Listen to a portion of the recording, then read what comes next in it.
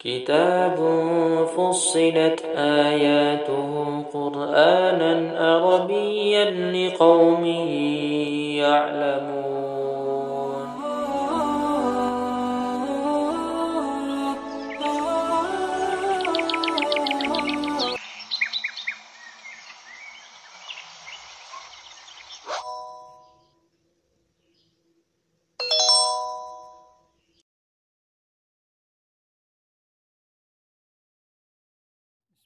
Bismillahirrahmanirrahim. Assalamualaikum warahmatullahi wabarakatuh. Kembali kita bersyukur kepada Allah Subhanahu wa taala.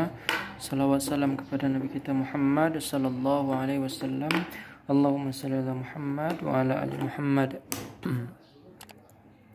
Baik, pada video kali ini kita lanjutkan pembahasan kita tentang yaitu makanan yang halal berubah menjadi haram. Yang mana pertama yaitu bangkai hewan, ya. Bangkai hewan ada beberapa bagian sebelumnya yang kita bahas, ya.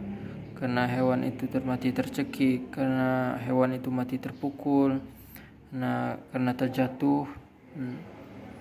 Kemudian ada lagi karena mati ditanduk. Kemudian tidak menyebut nama Allah ketika menyembelihnya tentunya.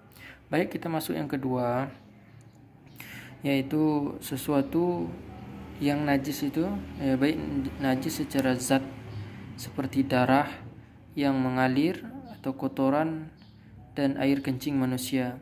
Nah, kotoran hewan yang dagingnya tidak boleh dimakan. Kemudian air liur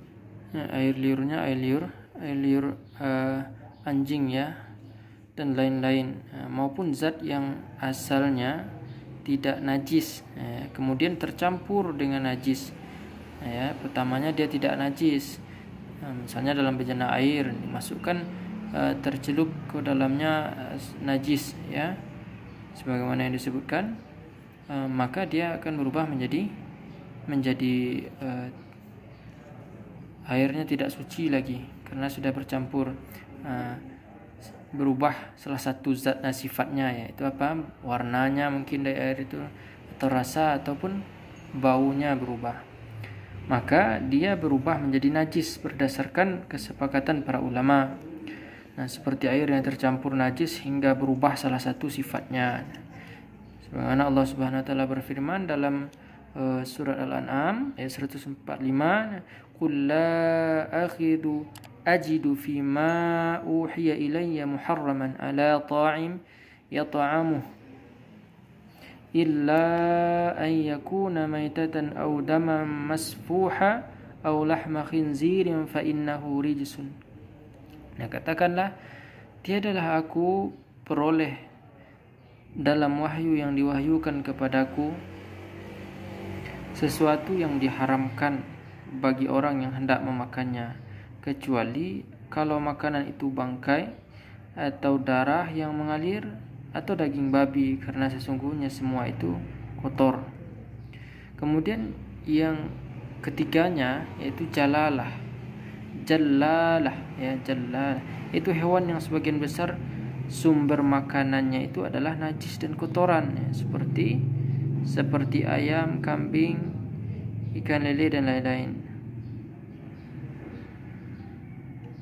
Kita diharamkan mengambil susu dan menunggangi hewan jalalah. Apabila hewan-hewan tersebut diberi makan dengan makanan yang suci, maka daging dan susunya hewan-hewan tersebut halal. Nah, untuk yang jalalah ini jangan salah memahami kalau ayam itu termasuk najis, ya. Kalau najis kenapa kita makan? Nah, begitu pula nanti kan, atau kambing gitu, ya. Yang jalalah itu adalah hewan itu memakan makanannya itu bersumber dari kotoran atau najis atau kotoran hewan lainnya, ya. Istilahnya buang air besarnya atau nya yang dimakan oleh binatang itu.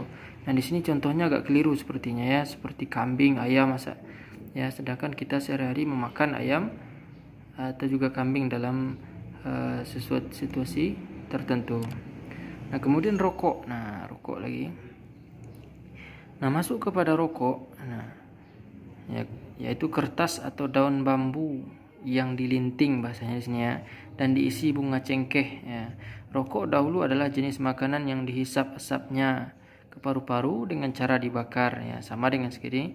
Sekarang bahkan ada lagi yang elektriknya juga ya, langsung saja asap saja yang dihirup.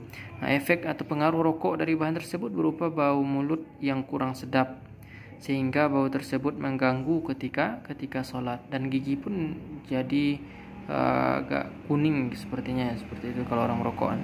Nah, rokok yang ada saat ini berbeda dengan rokok zaman dahulu, yaitu terbuat dari bahan-bahan yang berbahaya.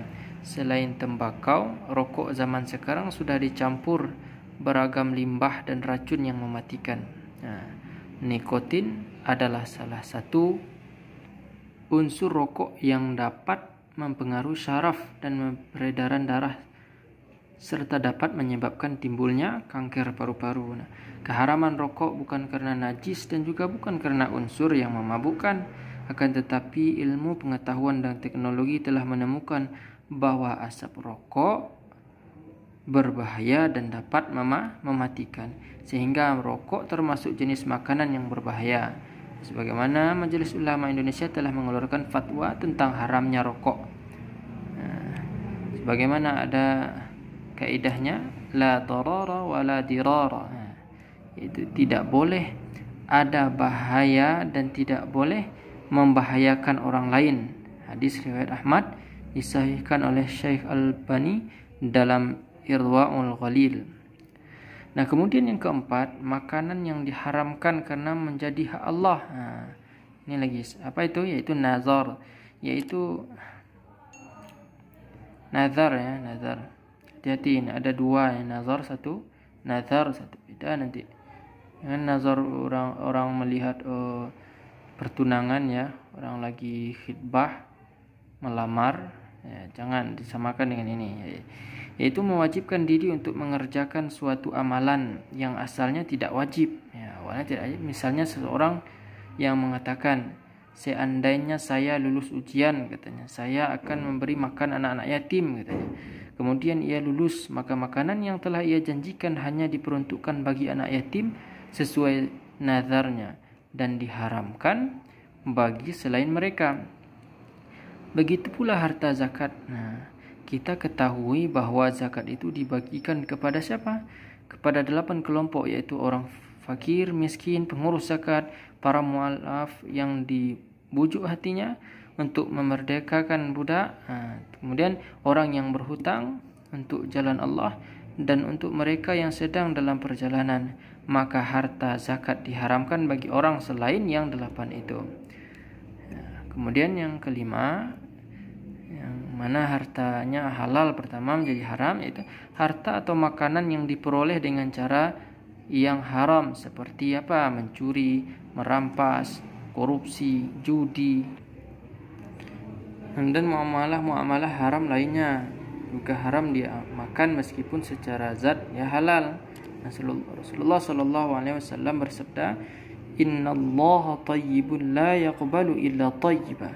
Sesungguhnya Allah itu baik dan tidaklah menerima kecuali yang baik. Hadis riwayat Bukhari dan Muslim. Nah, yang terakhir itu harta atau makanan milik orang lain yang belum diminta izinnya. Ya, hampir sama dengan 5 tadi. Yang baik dipakai ataupun memakannya tidak halal kecuali dengan keridhaan dan kerelaan pemiliknya. Nah, inilah beberapa keadaan yang dapat mengubah hukum suatu makanan yang asalnya halal menjadi haram. Nah, mungkin itu saja. Mudah-mudahan apa yang disampaikan bermanfaat. Subhanakallahumma wa bihamdika asyhadu an la ilaha illa anta astaghfiruka wa atubu ilaik. Assalamualaikum warahmatullahi wabarakatuh. Jazakumullahu khairan. Untuk like, subscribe, dan komen.